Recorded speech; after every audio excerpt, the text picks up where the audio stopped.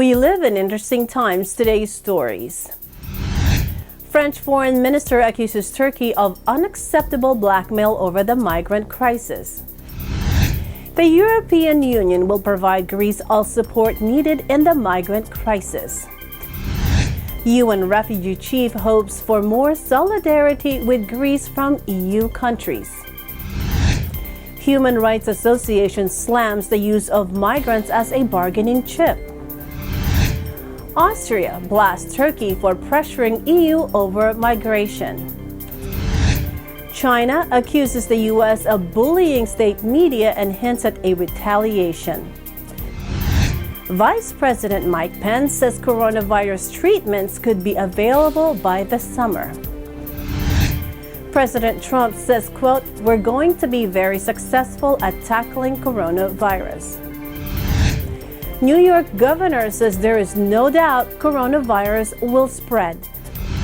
Plus, in Canada, the Church of Christ helps the homeless in Edmonton. This is Eagle News coming to you from Virginia Beach, Virginia, USA, bringing you stories from around the globe. I am Sarah Nachman.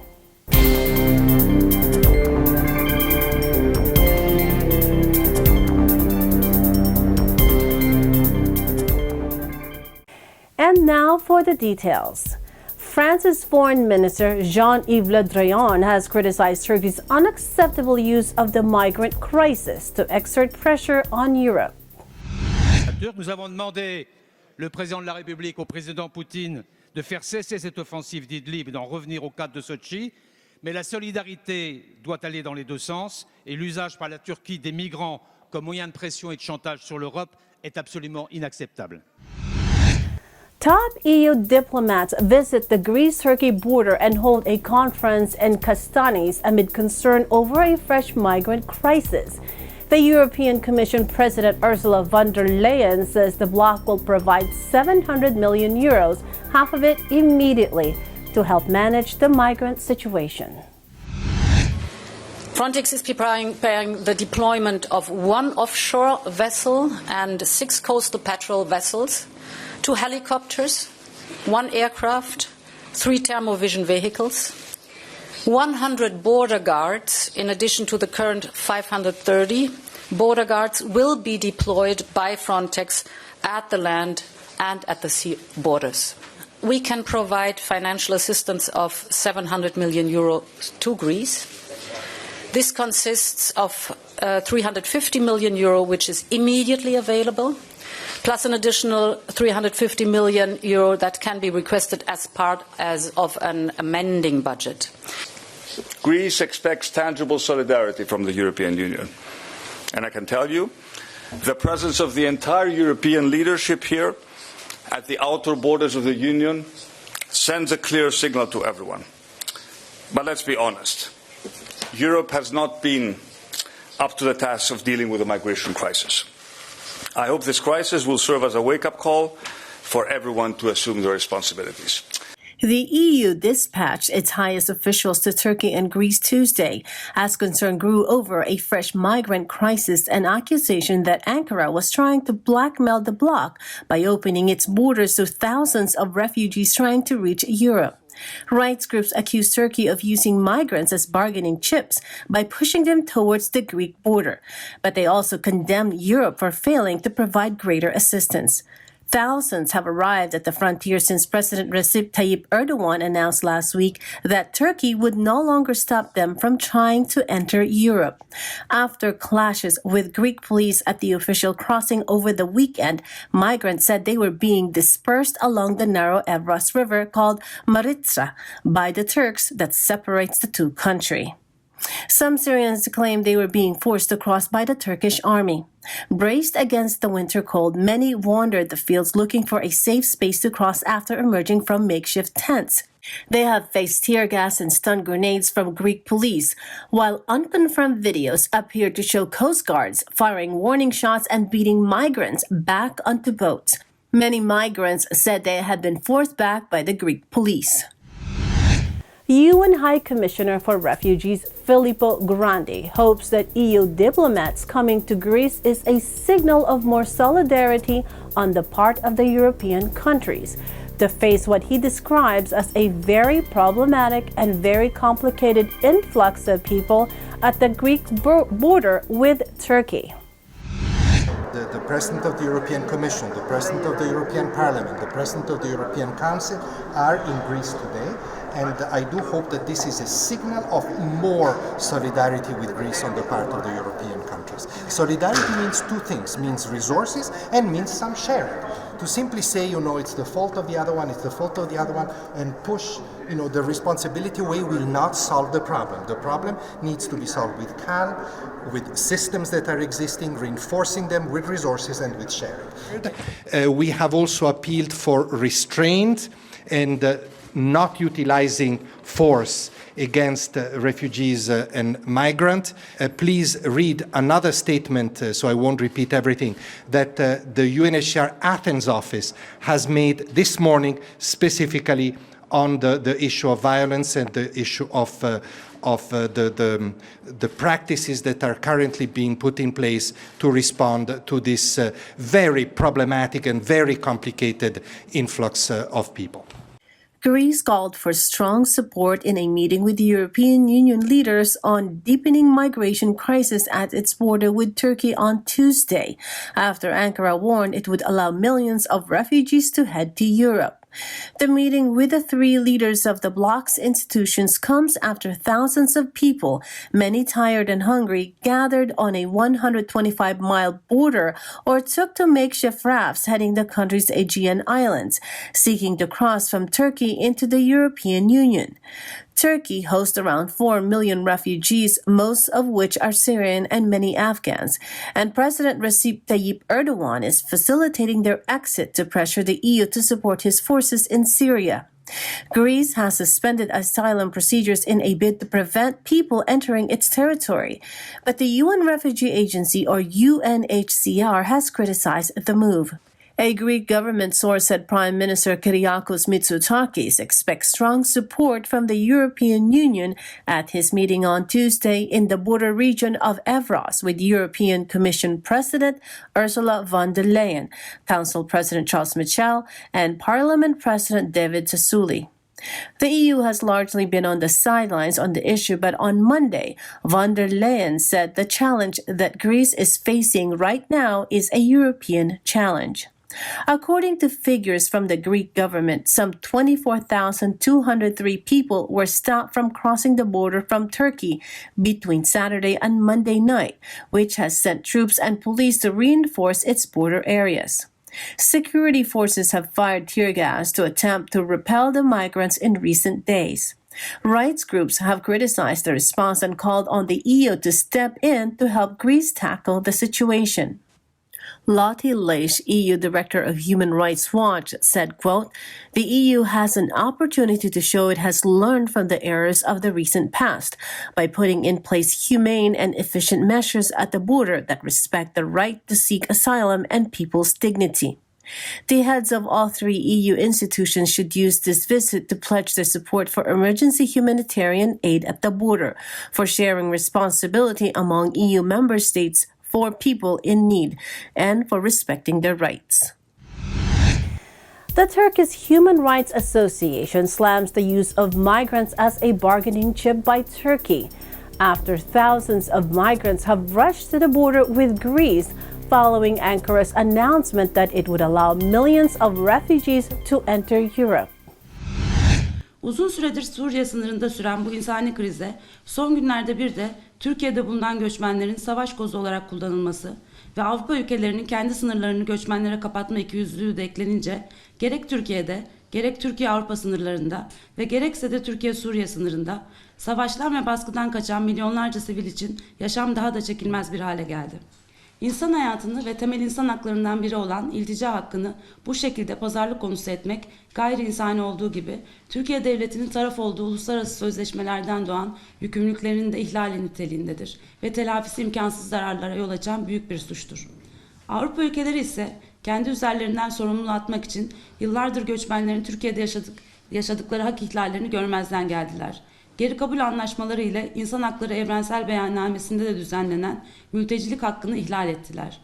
Bugün ise sınırlarını daha da sıkı kapatarak kendileri ve çocukları için daha iyi bir yaşam umuduyla Avrupa'ya gitmeye çalışan yüz binlerce göçmenin hayatını doğrudan tehlikeye atmakta ve bu suça ortak olmaktadırlar.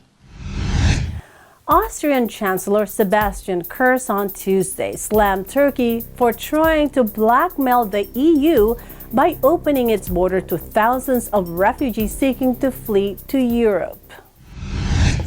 Griechenland. Es werden Menschen missbraucht, um Druck auf Europa zu machen. Und es ist jetzt die Bewährungsprobe für die Europäische Union, ob der Außengrenzschutz funktioniert oder nicht. Und eins kann ich Ihnen garantieren: Wenn der Außengrenzschutz der Europäischen Union nicht funktioniert, dann ist das Europa ohne Grenzen nach innen Geschichte.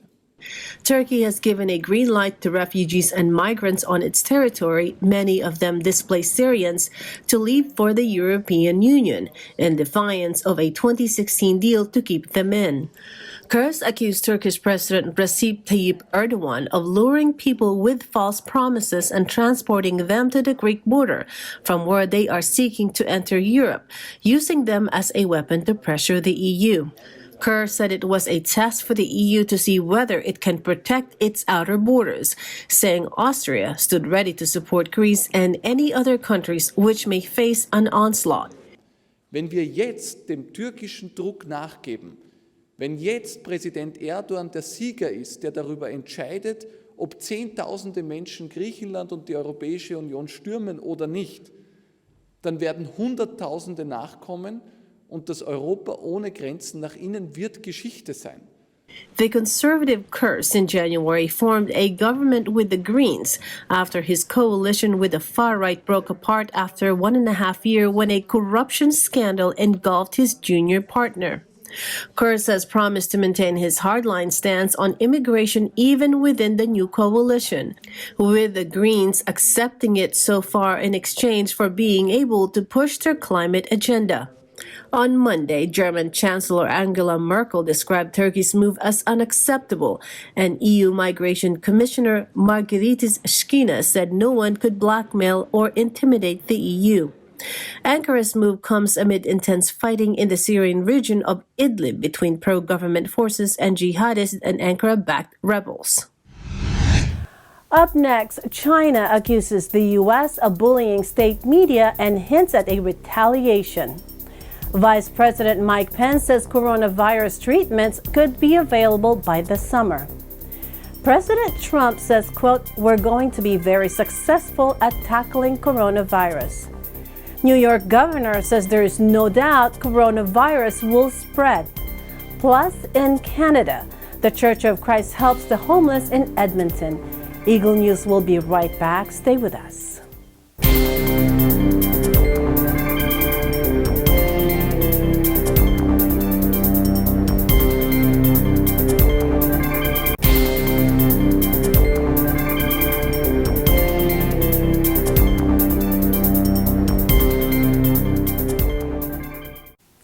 Hello and welcome back. This is Eagle News coming to you from Virginia Beach. China threatened Tuesday to retaliate against U.S. bullying after Washington imposed staff cuts on Chinese state media, 2 weeks after expelling 3 Wall Street Journal reporters. The U.S. said its decision Monday to require Beijing state-run media to cut the number of Chinese nationals employed in the U.S. was based on leveling numbers between the countries rather than hitting back over content. Foreign Ministry spokesman Zhao Lijian said China strongly opposes and condemns the U.S. announcement, adding that it effectively means the expulsion of Chinese journalists. 基于冷战思维和意识形态偏见，以莫须有的理由对中国媒体驻美机构进行政治打压，中方对此坚决反对，并予以强烈谴责。长期以来，中国媒体驻美记者严格遵守美国法律法规，恪守新闻职业道德，秉持客观、公正、真实、准确的原则，在美国开展新闻报道，专业性。美方固守冷战思维和意识形态偏见，从登记外国代理人到列为外国使团，再到以所谓限制人数为名，实际上限期驱逐中国媒体驻美记者，不断升级对中国记者的打压行动，严重干扰中方媒体在美开展正常报道活动。美方一方面标榜新闻自由，另一方面却对中国媒体在美国正常采访进行干扰、横加阻挠，暴露出美方所谓新闻自由的虚伪性，是赤裸裸的双重标准和霸权欺凌。He said the move exposes the hypocrisy of the United States' so-called freedom of the press as blatant double standard and a hegemonic bullying. Saying China reserves the right to react and take further action, Zhao added it was the U.S. who broke the rules of the game first. China can only follow suit. China on February 19 ordered 3 reporters from Wall Street Journal, 2 U.S. nationals and an Australian, out of the country in its harshest move against international media in years. China said it took action because the newspaper had not apologized for a racially discriminatory headline that read China is the real sick man of Asia and appeared on an opinion column about the nation's fight against the coronavirus. 是美方先破坏了游戏规则，中方只好奉陪。The 3 journalists were not involved in writing the opinion piece. 2 of them left the country last week, but the 3rd has been reporting in Wuhan, the central Chinese city that has been under quarantine since late January to contain the deadly coronavirus epidemic. In its annual report released Monday, the Foreign Correspondents Club of China said Beijing was using visas as a weapon to intimidate foreign press like never before and feared it was preparing to kick out more reporters. It said China had also been reducing the time journalists can stay, with at least 12 correspondents issued credentials for half a year or less, more than double the number for a year earlier. A U.S. State Department official said 5 Chinese media outlets, which last month were reclassified by the United States as foreign missions, would be allowed to employ a maximum 100 Chinese nationals as of March 13, down from around 160 now. The organization most affected by the new restriction will be the state news agency Xinhua, which will be allowed to keep 59 Chinese staff in the U.S., according to the official. Meanwhile, drugs to test the novel coronavirus could be available by this summer or fall, U.S. Vice President Mike Pence said Monday. It is remarkable to think that there may well be a vaccine going to clinical trials within the next 6 weeks. The nature of trials, as the experts have explained to us, is that the vaccine might yet not be available till late this year or early next, but the therapeutics giving relief to people that contract the coronavirus could literally be available by this summer or early fall. The Gilead drug remdesivir has already been used to treat 1 infected patient in the U.S. as part of a trial, and the intravenous antiviral is also being deployed in trials in Asia. Other notable potential treatments include one being deployed by Regeneron that uses monoclonal antibodies to fight the infection. The same strategy has been shown to be effective against Ebola. President Donald Trump expresses confidence in battling the COVID-19 outbreak as the United States faces a potential epidemic, with several people dying in the northwestern state of Washington. And we keep talking about for America, but really we're looking at it for a cure for the whole world, because this is a world cure, not just the United States. We want to take care of the United States, but whatever we do is going to inure to the benefit of the world, so we want to do that. We will confront this challenge together, and we will continue to do exactly what we're doing, and we're going to be very successful. A lot of things are happening, a lot of very exciting things are happening, and they're happening very rapidly. New York's governor warns the coronavirus will spread in the global financial hub as President Donald Trump prepares to meet pharmaceutical executives on the response to the outbreak that has claimed lives in America. That woman is a healthcare worker. She's 39 years old. She had been working in Iran and came back on Tuesday to New York. She did not take any public transportation. The healthcare worker, has manifested some respiratory illnesses, but her condition is mild, so she's at home, and she's not even hospitalized, even though she has tested positive for the virus. There is no doubt that there will be more cases where we find people who test positive. We said early on, it wasn't a question of if, but when. This is New York. We're a gateway to the world. You see, in this situation, the facts defeat fear because the reality is reassuring. It is deep breath time. Daughter, that in fact the facts are reassuring. All New Yorkers should really pay attention to this. We have a lot of information now. The information is actually showing us things that should give us more reason to stay calm and go about our lives. In other news, in an effort to help alleviate the daily struggles of homeless people in Canada, especially during the cold months, the Church of Christ continues to extend assistance to other agencies, such as Homeward Trust and Hope Mission in Alberta. Eagle News correspondent Karina Buluran has the story. It's almost spring and temperatures are warmer. We don't hear as many stories about people scrambling to find shelter in minus 40-degree weather. But for those with no place to live, life is still a daily struggle. Homeward Trust is an agency trying to end homelessness in the Alberta capital. The agency says more than 1,600 people in Edmonton do not have a place to stay. There are places such as this one, Hope Mission. It provides shelter for over 500 people and feeds about 1,000 people a day. Today, several congregations of the Iglesia Ni Cristo or Church of Christ in Edmonton have gathered in the inner city. Church spokesman, Brother Paquito Ibanez, says they are here to give a hand up to some of the less fortunate in our city. We're giving away these care packages for the homeless. One is here in Hope Mission and one over there also in Boyle Street where there are so many homeless people sitting over there.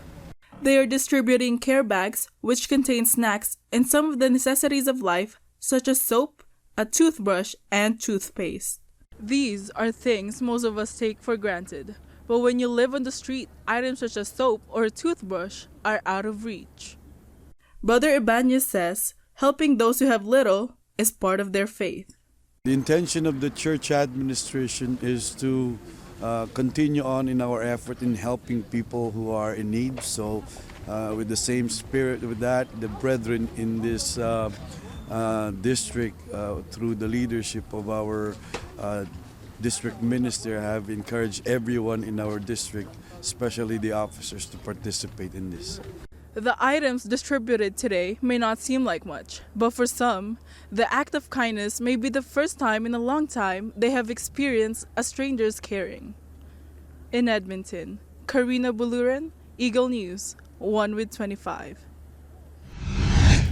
Thanks, Karina. That is today's Eagle News. Join us again tomorrow for stories that matter to you. Visit our websites at eaglenews.net and eaglenewslive.com. Follow us on Twitter at twitter.com/Eagle News and on Facebook at facebook.com/Eagle News. Thank you for watching. I am Sarah Nachman and I am 1 with 25.